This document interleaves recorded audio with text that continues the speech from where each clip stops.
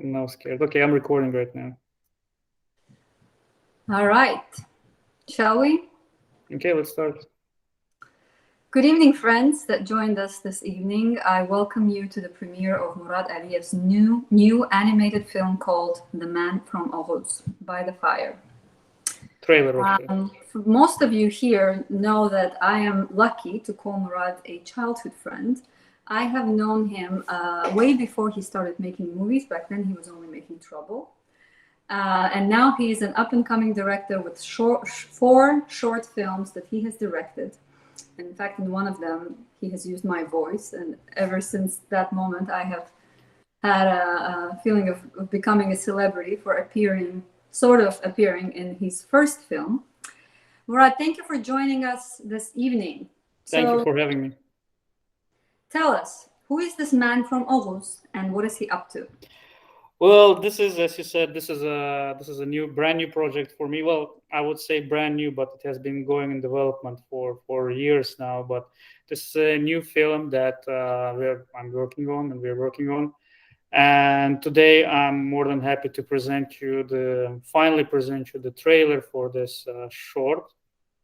So this is an interesting topic. It's something that I have been thinking of, and something I've been working on for a while now. It's called Man from Oghuz. It's loosely based on the Turkic mythology, Turkic legends, from pre-medieval times, and something like that a lot of people heard of, but don't really know in detail, like especially that book of Dada Gorgod and the legends that surround that whole thing. Um, so based on those myths and those legends, we decided to create this short film, which is basically first starting point of a series of adventure of this character who is identified as the man from Oghuz. In this chapter, this is the first adventure that he faces. He travels to foreign land on some specific orders. He has a specific task to accomplish, and the first person he meets in this foreign land is this old lady, and he has a deep conversation with her by the fire, just like the name of it. And so this is the short film, and I don't know if you're ready. Let's watch a trailer. Let's go ahead and start, and then we'll go on with the question. Yes. So we're going to watch the trailer, and then we're going to jump to the rest of it. Let's do it.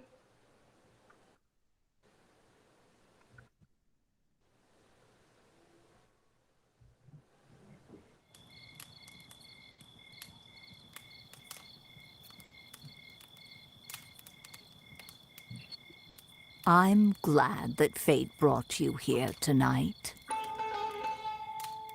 See that sky? Do you know why it is full of stars? To make the night brighter? No, to make foolish people realize that fate is not something to be meddled with. Fate? Look at this creature, this rabbit. You were hunting it with your beautiful bow. Yet it was my trap that caught him. But it didn't fall into my trap on its own, right? It fell because you were chasing it. Do you think it's a coincidence? Isn't it? Fate!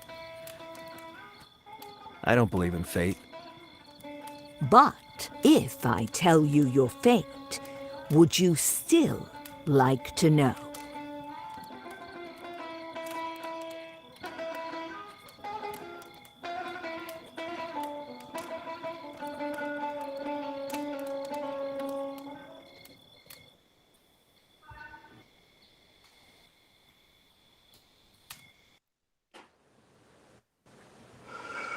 Well, What an intriguing beginning. Very, very intriguing. It made me wonder about fate and also made me feel hungry. So that's quite an opening. Let me start by asking you, do you believe in fate?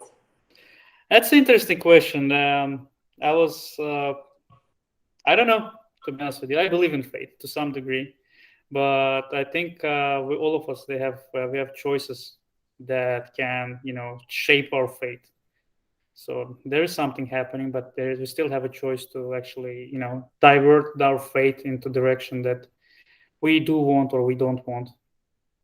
So on that same topic, if I take you back to the moment, and this question will not be really, I have a list of questions that are related to the projects, but I also wanted to ask you, as someone who has written a book, I clearly remember a moment when I felt ready and I made a decision to write it. So ever since I known you, I always wondered, you don't really have any background, or at least back then when you first started making movies, you didn't have any background in this.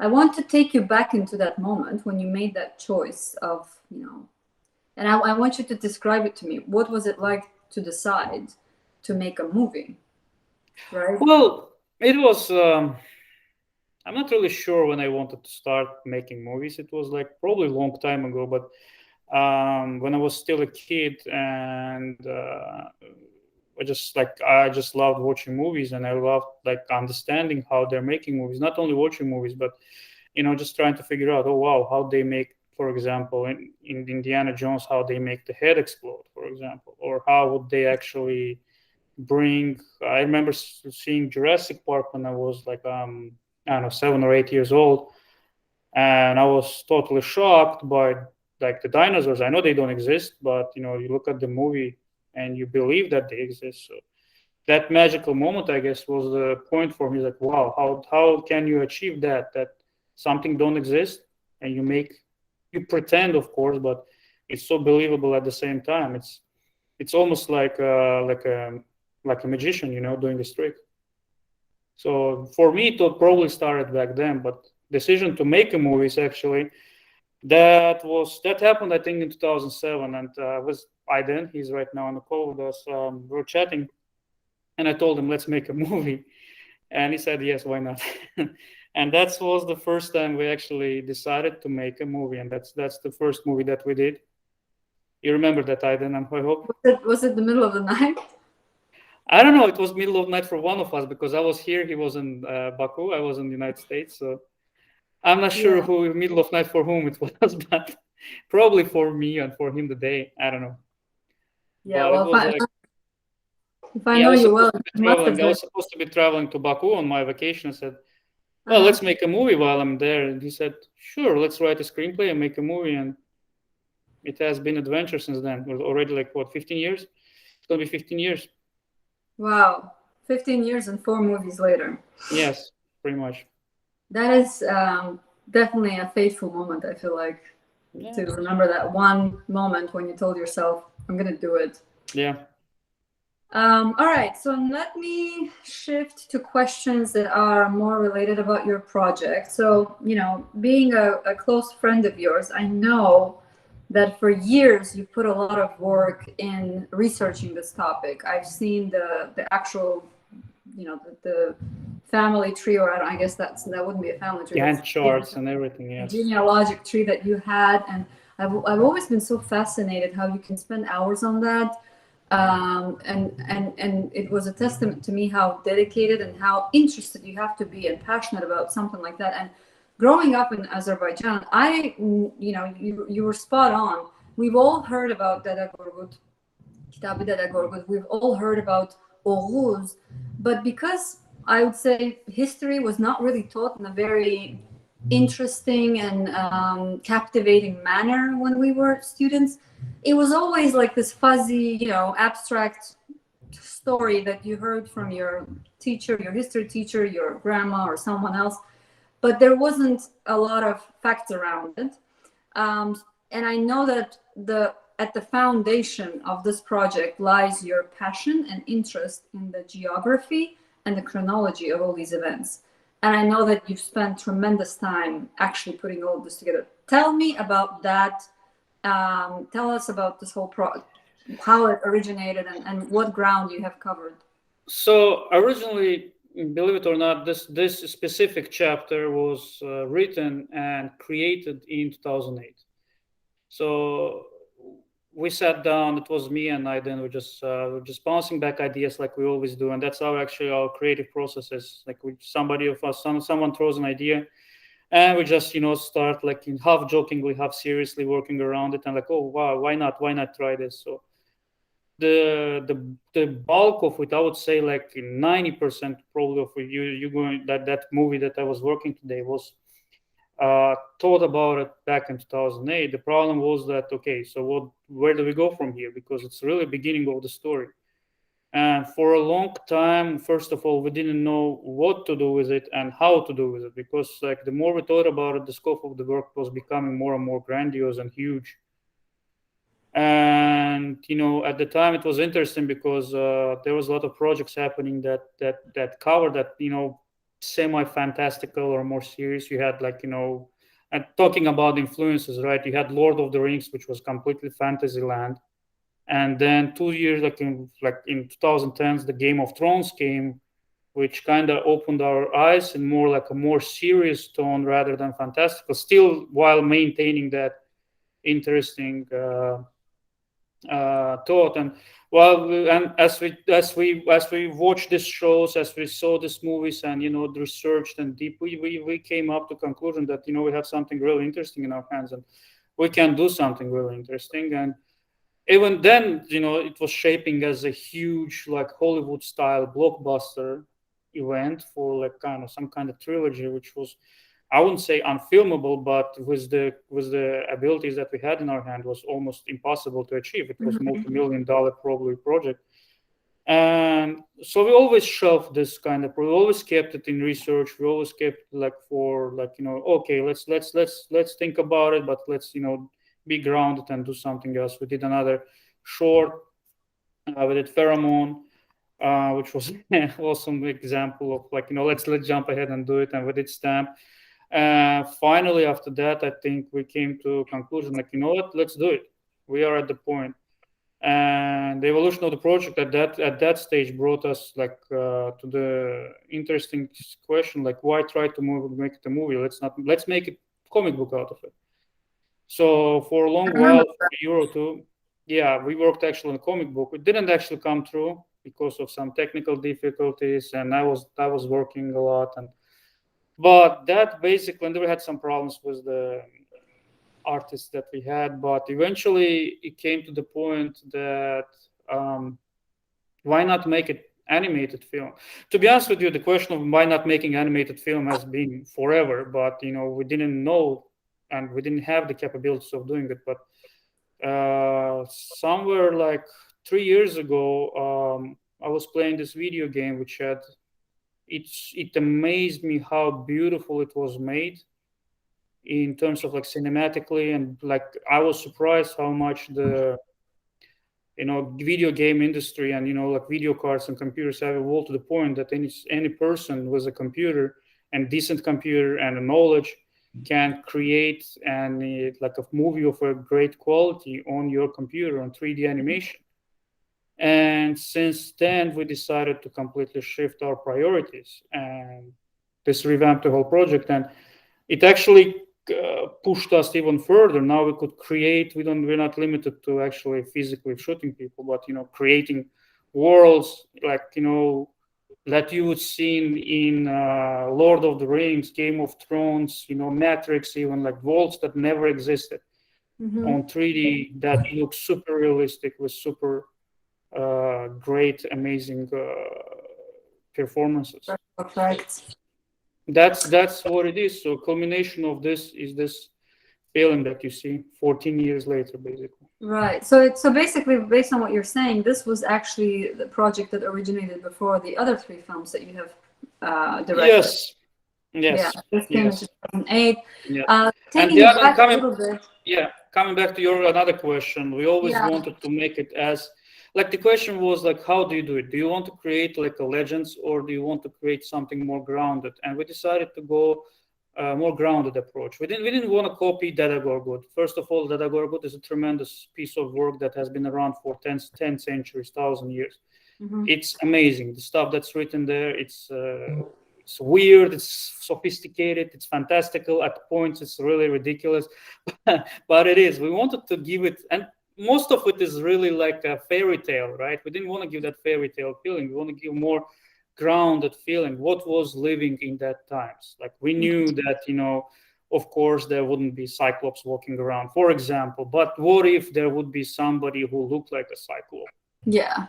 So you try to basically make it believable and Make less. it believable, yes. There's still some fantastical elements in this, but we try to make it as real life as possible. Let's put it this way. So this story is based and it's like inspired by those, but it's nowhere copy or based. It's original idea, basically. What's happening? Okay, so my question is a little bit different. What I'm trying to understand is what was the process of actually making sure that chronology is correct, and what are the sources? I mean, if you want to research Kitabı Dede Gorgut, what do you do? Did you actually read it, or? I did read it. Yes, I found several versions of it. There's a version that was written in 1988 or 89, I think, by Azerbaijani.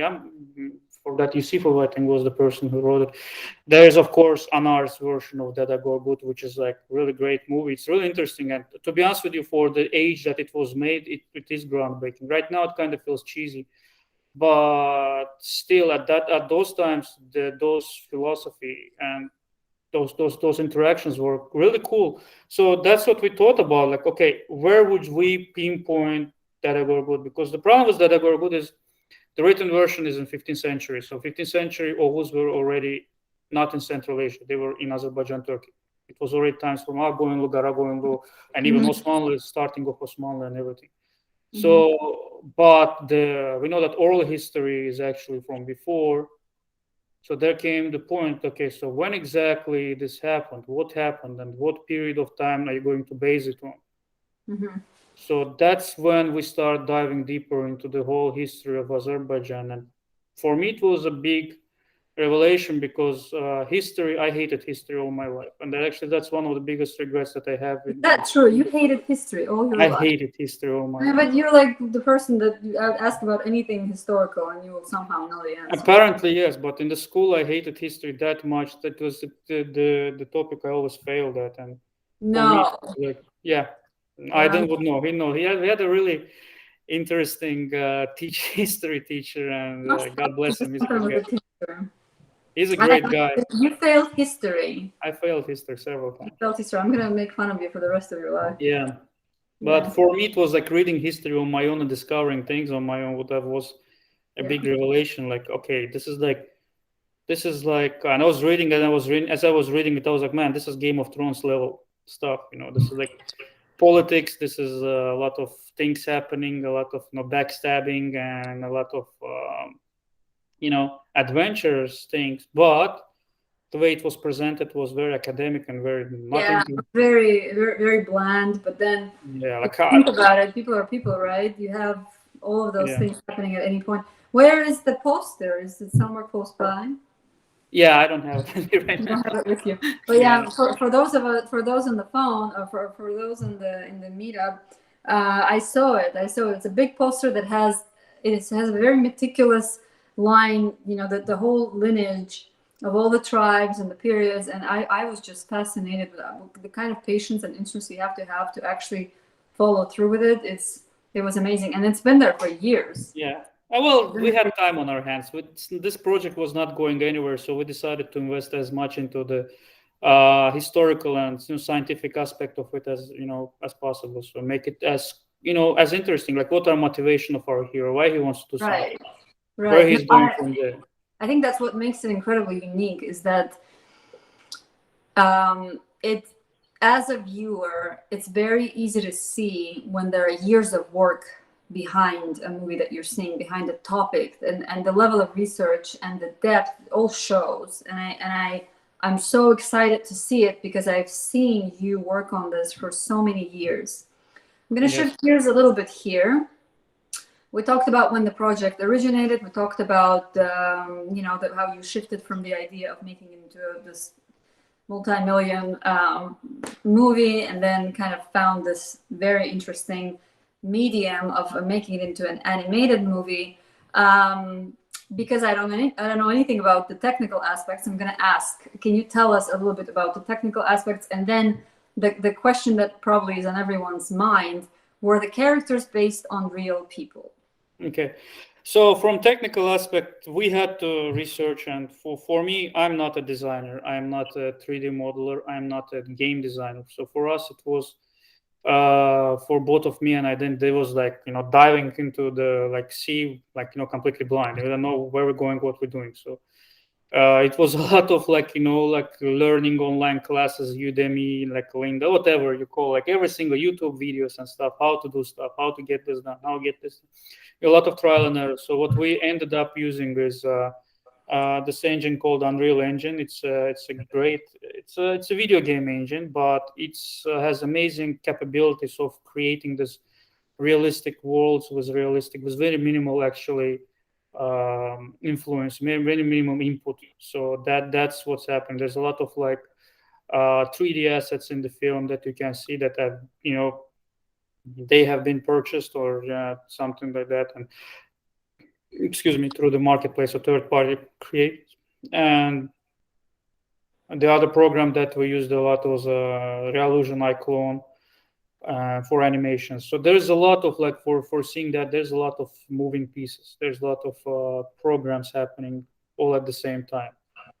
And of course, that is supported by like everything is built in a state of the art editing software, kind of like video editing, film editing software, and sound qualities and stuff like that. So we recorded the voices from the contractors, specific voice actors, with several like decades of experience. I have this lady who played. Her name is Gail Vankot. She actually voices the grandma. The That old lady. She has over 50 years of experience in voiceover. And she sent me her IMDb. I was shocked. She had like probably 200 entries. Oh, wow. Yeah. So this is like very well known people that we try to make it as professional as possible. We try to make the product that we will be proud of, and product that we can build upon, because this is basically the first chapter, like a prologue of the main story, which will last for forever. I won't say forever. I want to finish it one day. So for some time, right? So we need to make sure like how to set the tone, like Harry Potter, right? You create the first movie, you want to make sure that everything proceeds as it is. And the second part of the question, are these characters based on real people? That's an interesting point. For a long time, we're like, we need to identify the person. Like, okay, this is our titular hero. He's gonna be with us for the rest of the story. Like, he's supposed to be likable. How exactly he looks gonna look like? And believe it or not, me and I, we spoke about it probably for months. Like, and I think we finalized the decision of how he's going to look like in October this year of 2021, which was surprising because like we've done everything was done, but for a long time I had my own placeholder with my face as a 3D model, which I'm not going to show you because I'm really shy about it. It looks horrible, but That is not true. I have seen. yeah, we went through several iterations how he's going to look like, what his jawline is going to look like, how his eyebrows is going to look like. And because the problem is that with these programs you can tweak anything. You can tweak how big is his nose, what kind of creases he has on his head, and what kind of hairline he has. So once you start doing it, there is no ending of it. Like, oh, I don't like his chin, oh, I don't like his eyebrows, oh, he has like he has like weird look, his eyes are big, or his ears are crooked. So you're trying to make it as generic as possible. At the same time, he must show his likability. So to say that he is actually based on real person, yes, he's probably is based on real person, but we try to make him as universal and as realistic as possible. What comes for the old lady, she's actually based on my mom. Interesting. That was, Okay. that was All right. another actually, that was really surprising thing that I find out that when we were doing this placeholder, I did myself, and for the old lady, for the grandma, I did my mom. And suddenly we're like, wow, actually it's a nice, decent looking Picture. Of course, she's much younger than she is, so we used some other techniques to make her look older. Right. And So when you say I used my mom, are you saying you used her as a character in a sense that, you know, the words that she will say, or are we talking about appearance only? I took a picture and I projected her picture on top of the model. So Okay. she. Now, let me ask you this question that I'm really curious about. How much of Murad Aliyev is in The Man of Oghuz? From Oghuz? Honestly, right now, probably zero. Maybe when I was younger, I was that kind of person. I try to keep myself as much away as possible. The problem is that, as I said, I created this character 15 years ago. So I think he was like me back then. He was this hot headed, idealistic guy who is ready to die for his principles and ready to do everything that is in his hands. Mm-hmm. And as you know, as we all are in that age, we are more or less, idealistic. We believe in everything that we do. We believe in and we believe that our own invincibility. Mm-hmm. But as the age comes, we realize, how less do we actually know and how much do we need to learn. So in that terms, in that age, I think because he's basically right now, he's like 18, 17, 18 years old, like late teens, like under 20. So yeah, I think he was more or less like me back then, but not anymore. I'm not like him anymore. Do you consider yourself a patient person? No. Yet you have spent years of patiently creating this. I don't know. I'm not patient. I'm just having OCD. Sometimes I just want to finish something. Like I will concentrate on something and I will kill myself until I get it done, basically. That But was. I'm not patient.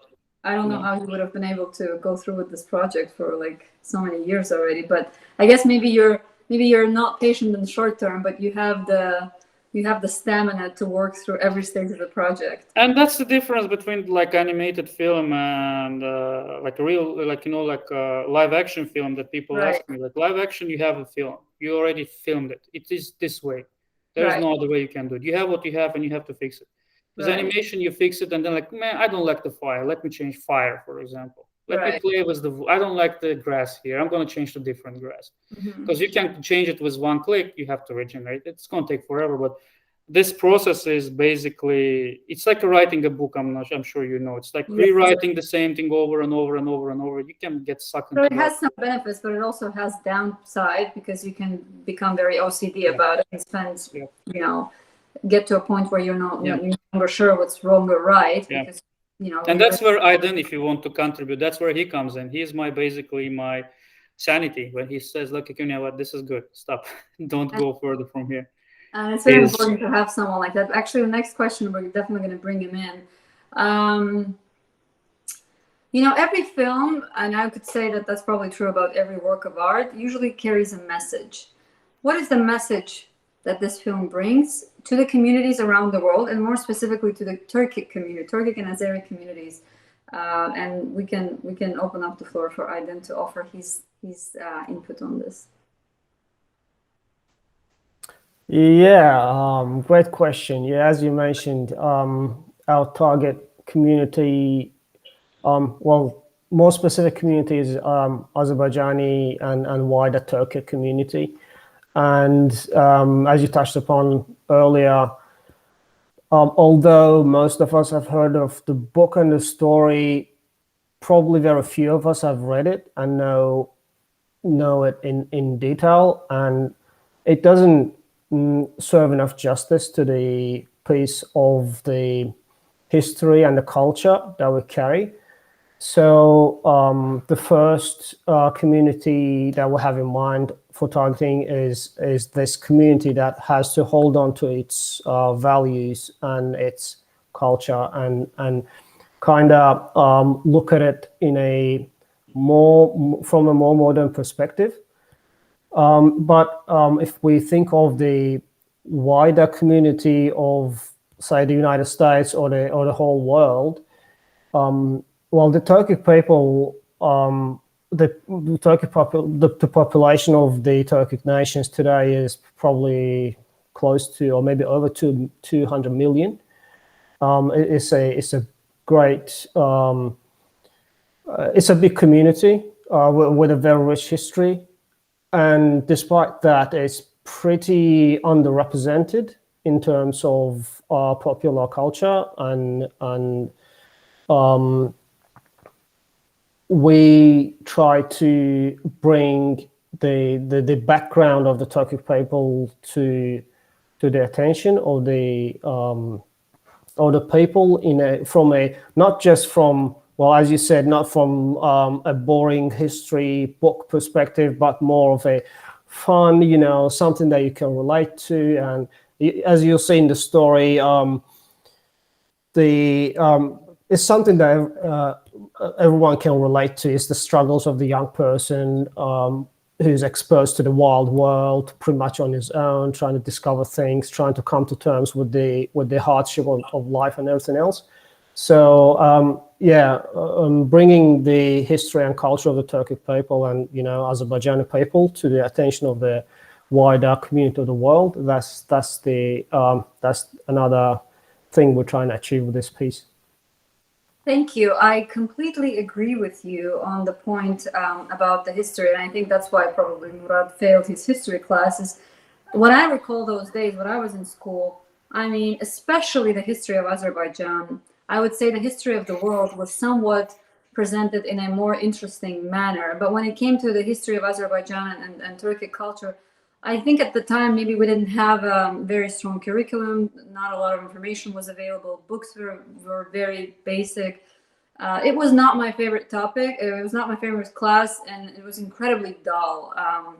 I can recall reading, paragraphs where we talk about, number of cattle and things like that. And it was just incredibly boring. And Taxation, the most important. Right, and taxation, cattle, one ruler leaves, the other one comes, but nothing about the people, nothing about the stories of people. And so I think in the general, there was so much interest for those of us that are, patriotic, for those of us that are from Azerbaijan, about where did our people come from? When did they come to this area? I mean, there are all these questions of what are we made up of? Who are we? And now I think there's rise, and then there's this interest and demand almost for the material that's being presented in this movie in a very human, in a very relatable, as you said, way. So thank you for the answer and for that message. I think the message is very clear, and I think there's a huge audience that is beyond just the Azeri community that will really appreciate what you guys are trying to do. And I have huge appreciation and I'm a big fan of seeing the depth of research and the chronology and the geography behind this project. It's really unique. I have never seen anyone put so much effort into getting everything right, but still making a final product that's so relatable and interesting to watch. My question is about, you and this is a question for Aydin. You guys are basically the masterminds behind this project. And just a few minutes ago, Murad mentioned something that caught my interest. He said, Aydin is my sanity. So maybe you can comment on that. What is it like to work with him? What is the best part and what's the worst part? What is it like to be Murad's sanity? Right. Well, first of all, I've known him forever, and he's a great person to be around, just to be friends with. Share anything, just travel together, or go have dinner together, or like even the smallest everyday things, or have a chat about anything, sports, or just about anything. Yeah. So. Doing this project together, not just this project, but all the projects we've been doing together for years, it's well, the best part is how much fun you can have at this, and at the same time how much you can learn from someone. Not just the historical facts and trivia information, but also the approach to life and how he does things and how he achieves things. So it's a lot of fun working with him. The challenges are not many, but well, the thing that I think we struggled the most with is both of us come from a strictly technical background, and we're doing these art projects together. So sometimes, yeah, we do get very tedious over very minor details, and yeah, it's hard to convince ourselves just to let it go.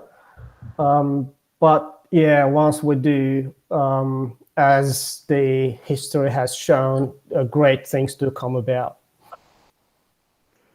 That is great. So yeah, but I can totally see Murad getting, stuck on minor details. Yeah, we got that. There was issues that we decided, you know what, just forget it. Let's move on. Let's move on. Deal with it later, or just stop. Mhm. Let's stop, take a look, and move on to, or ask somebody else's opinion, like Mehriban's, for example, like That's fair. yours. Yeah. Yeah. Hey, I'm how does the this? consultant that comes in with the dramatic, emotional. Yeah, I usually keep Um, bombarding Farida. She just joined actually. I usually keep bombarding my cousin Farida about the yeah. questions, and she's usually like, "Yeah, okay, it works. It's great. Yeah," or it doesn't work. Or she would You comment on the stuff that we think that is awesome. She's like, "Oh, font is not nice." I'm like, I'm just, with me, you know how to interest me. Just put some kind of a love story in there, some unhappy breakup, or I don't know, hopeless situation, and you got me hooked. "All right." All right, so here's my next question. I'm trying to decide if I want to ask a personal question or if I want to ask a question about a project. I'm going to go with my personal question, and then we will probably ask one more question about the project, and then we'll open it up to the audience. Your biggest fear when making movies in general, not just this movie. What is the biggest fear? What's that voice in your head? What does it say? That's a real nice question, and to be just to let you know, for me, when I was making a movie, which is basically you rely on other people and stuff like that, for me the basic fear was that I would not be able to film. I know I kind of believe in my own powers. I know I can sit down and edit it, but for me it was like, oh, something's gonna happen. Somebody's gonna break his leg and not show up on the shoot and be done. Like we had that story that from the first film that we did, GMT, back in 2008, and there was this scene where we had a fight, and one of the guys that they were fighting. So this was like in high school. The story is about two high school kids. They fight. And we filmed the fight, and we were supposed to film next day. We were supposed to film the build up to the fight, and we show up to the shoot, and we find out that one of the guys he just left.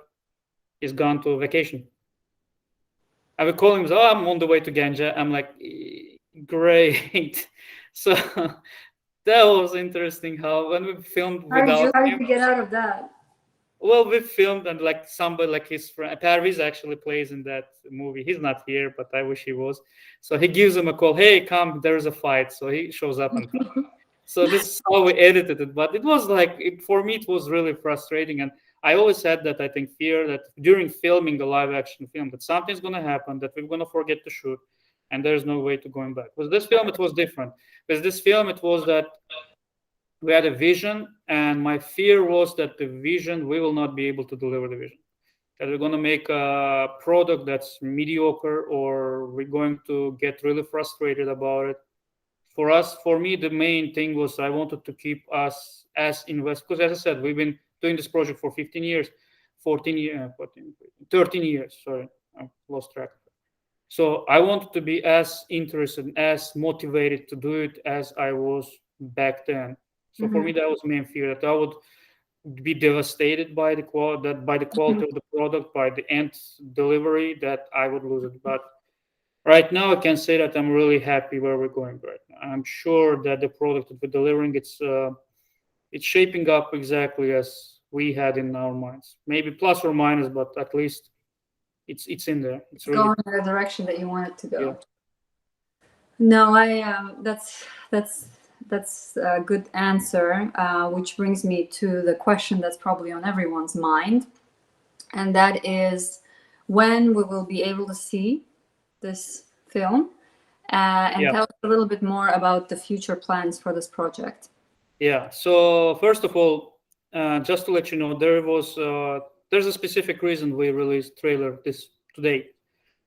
Today, it's December 21st in the most of the part of United States right now. Like in half of the world, it's already 22nd. But 21st, is solstice, winter solstice, and it was for Oghuz who believed in Tengri before. Like in the period that we actually filming, it was pre-Muslim, pre-Islamic tradition. So for Tengri Oghuz tradition, this is actually really big holiday, winter solstice. So that's the reason actually we decided to release the trailer on this specific day. Plus, it looks fancy, 12/21/2021. Yes. Yeah, and so that's it. And with the trailer, I think there is not better what a better day to release a film than next solstice, which is Nowruz, which is 21st of March, 2022. So 3/21/22. That's what we're hoping right now for, and this is an official announcement, and I'm making this official announcement right now.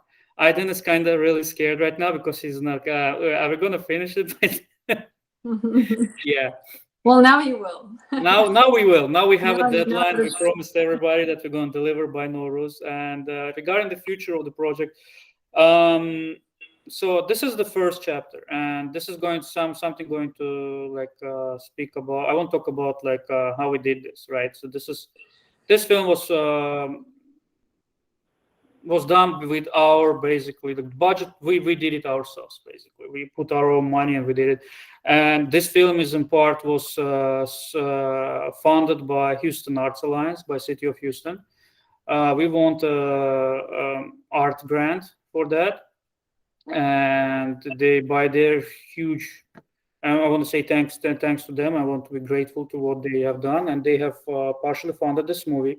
And it was there by their funding and by their actually involvement. We were able to finish this movie. And so the next step for us would be, first of all, to present this to City of Houston. And we are hoping to do this presentation in a movie theater sometime in Nowruz. Hopefully, by the time COVID and everything will pass, and people will be more inclined to visiting movie theaters. We always wanted this is movie feature. We want to actually show it to movie theater and cinema. So hopefully we will be able to do that eventually. Regarding the future, as I said, this is the first chapter of the story of the man from Oghuz. So then we're hoping by this movie will generate enough interest from people, from a lot of people who would like to sponsor or pitch in to produce it. We might be using crowdfunding resources like Kickstarters, Indiegogo, or something like that for making the next chapter. And as I said, this chapter is still kind of like a beginning. It feels like a beginning, and next chapters are when we dive into real story and what's happening with this our character. Well, this is incredible.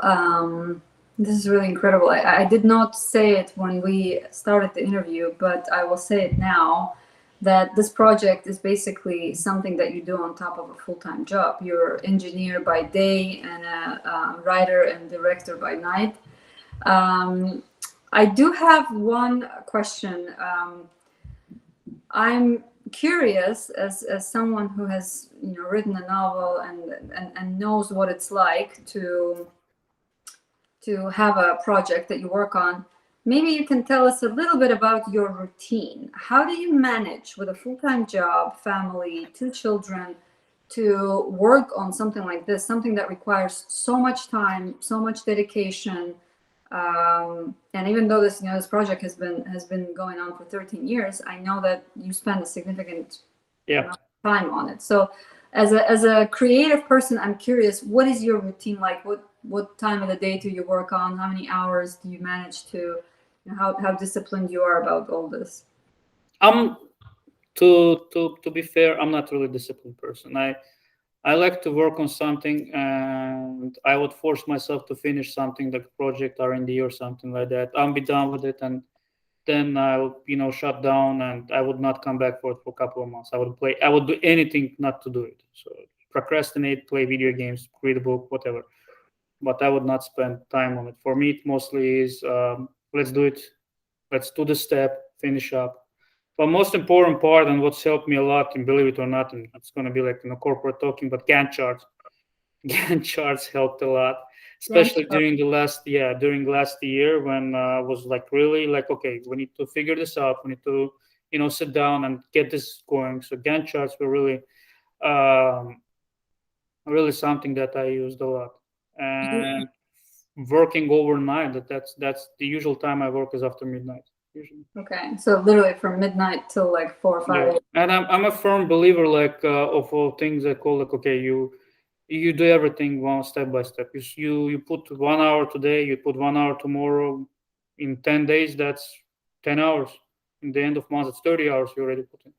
Now, I definitely commend you for having the stamina to keep working on this project, because I know what it's like to have a full-time job. I know what it's like to have a list of responsibilities, and still maintaining that belief that I'm going to put in an hour today, I'm going to put an hour tomorrow. All those hours will add up, and they will they will yield the results eventually. That's why I was asking you about the patience. To me, you're one of the most persistent and patient people when it comes to something that's long term, and so you have that ability to say, okay, I'm going to take this, I'm going to work on it. It's going to take a long time, but I will be patient with it. I will not quit, even if I move at the speed of very, very slowly. I will still get there. No, there's definitely like and something I learned from Mythbusters is failure is always an option. So you can fail at something, you can do something, and it's not going to work out. Especially like when you're learning something new, some new program, you're like, oh, are you stuck? Okay, all right, you learned not to do it. Now you can do it the other way, the right way. You learned how to do it the wrong way, so that's also a lesson for you. Mm-hmm. If something doesn't work, okay, you know what? I need to figure out to do it differently. So for me, it's constantly like a learning process, and I'm sure for every creative person is that. It's like you just need to push yourself through that failures, and like the failure, and eventually you learn the correct way of doing it. Right. No, I read somewhere a few days ago an interesting quote that success is not overcoming failures. It's when you can deal with the boredom of doing something and doing it and not getting an immediate result. That is the toughest part. It's not like those of us that finish a novel or finish a project. It's not that we're constantly amped up about it. We're like full of energy. No, sometimes it's persevering and going through the phases that might be tedious, might be meticulous, might not be so glamorous.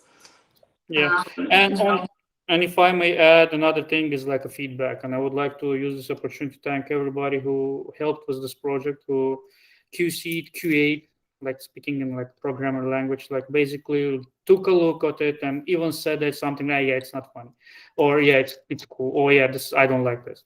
Like any single feedback we got, that what kept us moving forward, especially positive when you see that, oh wow, this is like something really like basic, like rabbit, like somebody, like everybody was like, wow, that's really realistic rabbit. And although that he doesn't do anything to the story, for me it was like, man, I found a really nice rabbit model. It's a 3D model, it's not by me, it presents there for like, I don't know, 10 seconds or 15 seconds. But for people to notice that, it's already like, oh wow, I did a good job actually putting that rabbit in there. So for me it's like, yeah, let's keep moving, like when people start commenting on stuff that you're doing. And that's why I want to say thank you a lot for everybody who ever watched it. And probably my wife, who doesn't want to watch it, but I make her watch it because she's my wife, and several other people. Yeah, the wives and husbands, they don't have a choice. They get to They read and watch by force because Yes. because we can't do it. I know what you're talking about. Yes. No, I know what you're talking about. When you get some kind of positive feedback, especially at the early stages of the creative process, when you finally have something to show, it is incredibly motivating. It keeps you going. I mean, that one feedback. In fact, when I think about the moment when I decided to write a book, I used to write short stories and blog posts and would post them on my Facebook. And every time a friend would write that, we like your style, we like how you write, I didn't, I would all think that part of it is because that we're friends and they're just trying to be nice to me. And then one day I got an email from the editor of Azerbaijan International. Her name's Betty Blair. I actually haven't been in touch with her for over a year now. But she sent me an email. She took the time to send me an email and say, Miriam, I think you're ready to write a book. And that one email from a person that I've never seen, with nothing but, just knowing that she's an editor of a literary journal, it was enough for me to seriously start considering it. And then the story goes. I won't go into detail. I won't go into a story about that. But my point is the creative process is fueled by any kind of feedback, positive or negative. But positive obviously reinforces that feeling, because those that create, those that write, we have so many doubts. We have so many doubts about the work that we created, whether it's good or not. Yeah. But I'd like to conclude by saying, and I really mean it, I think you've done an amazing job keeping this hobby, spending so much time. Knowing you personally, I know how dedicated you are and how much you've put into this. And so I'm incredibly excited to see always, not just with this project, with all of your works. I mean, I was so excited that I made it the centerpiece of my birthday party, and I made sure I wanted to for people to know that, when you want to do something, when you have a dream, you literally can there are some people who will say, I have a dream, I'm going to go and do it, even if I have no background, no education, no experience, I'm just going to go and do it. And you're one of them, and I think that makes you a very special person, besides the fact that you're a close friend of mine. And this project is probably my favorite of yours, and so I cannot wait. Wait for the release. It will be explosive. Thank you. We're looking forward to. All right. Thank you very much for everyone who joined us. I think we're recording this, so this will be available for you to forward and post. And so we really appreciate you. I think we have a question from the audience. I did not realize that. Yeah, let's take questions. Let's take a couple of questions since people are still on. If you can unmute Cameron, please. I think he has a question. I had two questions. I'm not sure how much time we have. Sure. Great. So first one is about the movie, and the second one is more about you as a director and your preference. So I'll start with the first one. On the movie, so you mentioned at the beginning that you did some historical research, but I wanted to understand your vision for this particular film. Are you trying to be close to the historic realities, and in terms of setup, the landscape, the places, the costumes, etc., or it's mainly your interpretation, and you're more aiming to have this kind of interesting action movie to create a hero that is interesting for our children and for us? So that's about the movie. And second question is about kind of your style, because now you've been exposed to two types: the movies with real actors and the animated movies. So with the real actors, we know that when you're working with world-class actors, they bring their own character. They sometimes improvise, change even the scripts, etc., and that makes it better. But with limited budgets, I know you have to really, hold hands and teach every actor. So whereas with animated movie, you have pretty much 100% control. So which one do you prefer now that you've been exposed to both? Okay, so really nice questions. Thank you, Cameron, for the questions. Just to answer in order. From the historical aspect, I tried. So here's the thing, right? So what happens, and what history is recorded from the times back then are global events. Nobody recorded like small events from any perspective. So global events are there. Of course, you cannot say how, for example, this guy he's affected. Our heroes, they are affected by some global actions. But in terms of like the local small actions, or how precise his costume is, or how precisely he's been walking from one place to another. Of course, he's a fictional hero. He meets fictional people. And as far as it goes for the historical aspect, so the global historical aspect is there. So okay, for example, like I don't know, something happened, some rebellion happened, the king changed, so that's in there. But what exactly happened to people, it was never recorded. What exactly happened to, like, your regular, Mehmet Kulu, that's not really possible to know. So we try to imagine that. So that's from the historical aspect of the things. And events will happen as it progresses. Events will happen, and some of them do follow real historical people and real historical events. But again, we try to stay away from those global and more concentrate on like his level of involvement. Regarding live action, that's a really nice, great question. For example, from my own perspective, I like even working with amateurs, because, and when I even cast amateur actors, I'm like, do yourself, do your thing. I'm gonna give you an example. I had this role that was played by Leila Gurbanova. She's in two of my movies, and I basically told, there was a script, or she's supposed to look out of the building. I was like, how am I supposed to look out of the building? I'm like, just do your thing. And she would do it one. I'm like, I don't like it. Let's try it another one. She'd do it another way. Just look out, just turn around and look ahead. So that's the other thing. Like, I cannot really explain how I want her to look out. It's up to her.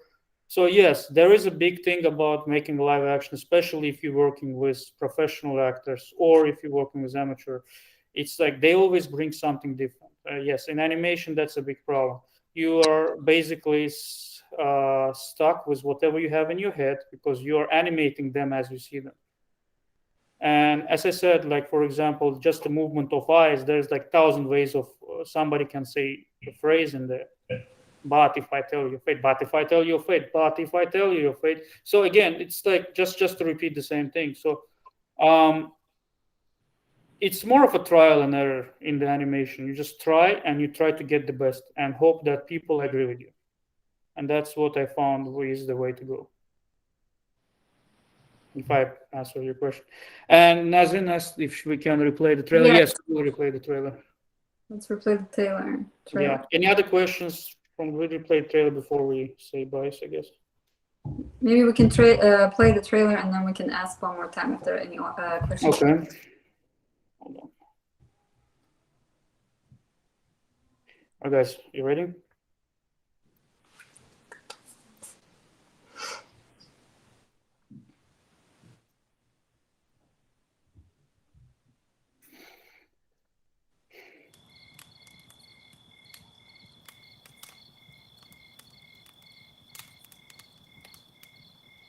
I'm glad that fate brought you here tonight.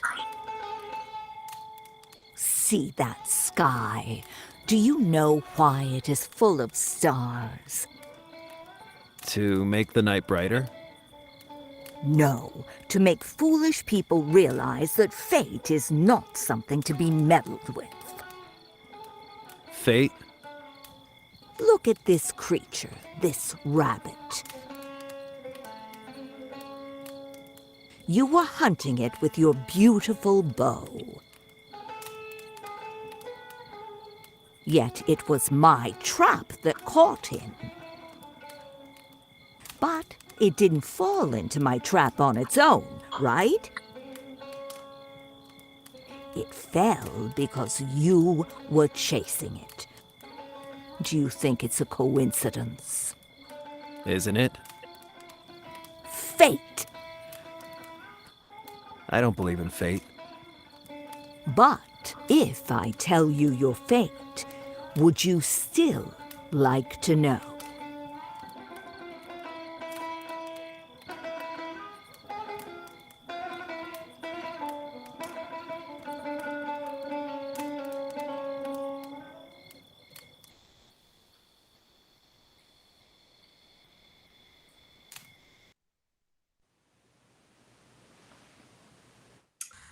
All right. We're opening the floor back to any questions from the audience.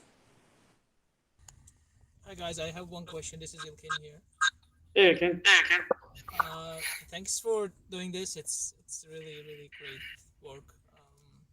And my question is, I might miss the first part of the conversation, but my question is, what was the motivation doing this work? Oh, just to. I'm sorry. Can you mute yourself? There's a huge echo. Okay, thank you. Thanks, Ilkin. Just to emphasize again, so uh, just going back to where we are, and just we're surprised how much things we didn't know about our own culture and about our own history.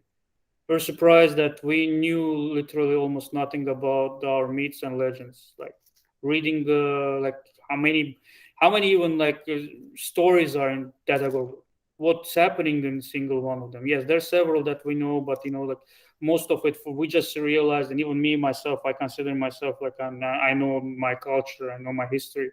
Still, I found out there's so many things missing from the narrative that we didn't learn in school, or we missed in school, or we kind of forgot about it. And we want to bring that same thing, same mentality, same knowledge to ourselves, and same even things that we think that we know, we might forget. So that was the main motivation behind this. Thank you again. So as I was watching with my kids, actually, my daughter and son, together, even though we're in the car, but we were watching together. It's Okay. really great job for our kids to know what was our ancestors. Yeah, Thank thank you. That is the main reason. Yes, we live like most of us. We live outside Azerbaijan. We are far separated from our homeland, and just the best way to convey the message for our kids, just our whole culture is based on folklore. Everything that we do is everything. Nowruz is folklore. Everything is oral history. Ozan, Ashek, everything is, even Kosa, Keçal, everything is oral history. So for me, it was the importance of delivering that to our kids, to our children, and I'm really happy that they're interested in this whole whole thing.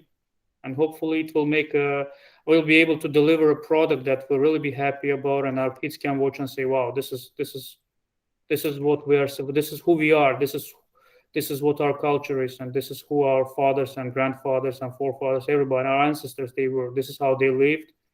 This is how they breathe, and this is how they actually." So, just to give an example, just a stupid example, I was researching I wrote another chapter, and in this chapter we were like, "Oh yeah, in 2 hours I'm gonna come in 2 hours," and then I had a question like, did they even know what hour is back then? Like, how would they actually measure time? And I started diving into like how would all like in ancient times people measure time, and I was shocked that the amount of information I didn't know about how they measure time. Apparently, they wouldn't measure time. Hour is only understanding that has been around for the last 200-300 years. Nobody even knew about minute or hours. They didn't count them. They just looked at the sun and they assume, oh, it's mid morning, it's late morning. So this, or apparently they had like hourglasses which they would measure with like sand, or there was another device I found out which is basically dripping water that they used in even in ancient Greek, like the 10th century, like before BC. They had a big tank of water and they would make it leak, and by the time it finished, they would say, okay, so much time has passed. Wow, that's interesting. Yeah, so like that, do you start thinking about how people, and yet these people invented world travel. They circumvented the whole Earth, and they did stuff like we did today, and that's like a small example of like how things were done back then. Yeah. It's incredibly interesting, especially when like I said, all we got was basically a chronology when things happened and which year it happened. But going into, and of course, we're all curious to know how did they live. What did their houses look like? What did their clothes look like? What was the family dynamics between mother and father and children and things like that? Any more questions in the audience?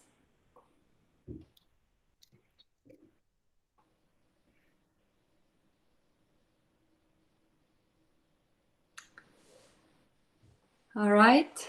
I don't think we have any questions from the audience. If you do, raise your hand or say something. But if we don't have any questions, then I want to thank you, Murad, again for joining us. I want to thank all of our guests. I want to say, please be on the lookout. The information about this will be shared on Instagram, on Facebook. We'll be reaching out and sharing more information about the upcoming release in March. So we will see you all soon, and we'll be in touch. We'll be in touch. Thank you very much for joining again from me and our producing team. From me and Aydin, I would like to thank everybody. Thank you for coming. Thank you, Mehriban, for hosting this beautiful meeting on a very short notice. And I know you had some other stuff to do, but you were able to squeeze us in and make this beautiful presentation. No. Thank you very much, everybody, for watching. As Mehriban said, I'm recording this video and I will put it online. Hopefully you guys can watch or share it with everybody. Please make sure to follow our YouTube channel and compulsory subscribe and follow for more likes and everything. So please make your husbands and wives and neighbors and friends, anyone that you can first. Yes, help more us, things. help us spread Up until this last week, we were keeping everything under like secret, I would say, like under wraps. But like starting from now, we're going to be more and more open, more in marketing and promotional material, building up all the way to release. As I said, release will be hopefully done in movie theater. We're going to have a premiere, and after that, we're going to we're trying to send this film to the festivals and hopefully, show it worldwide.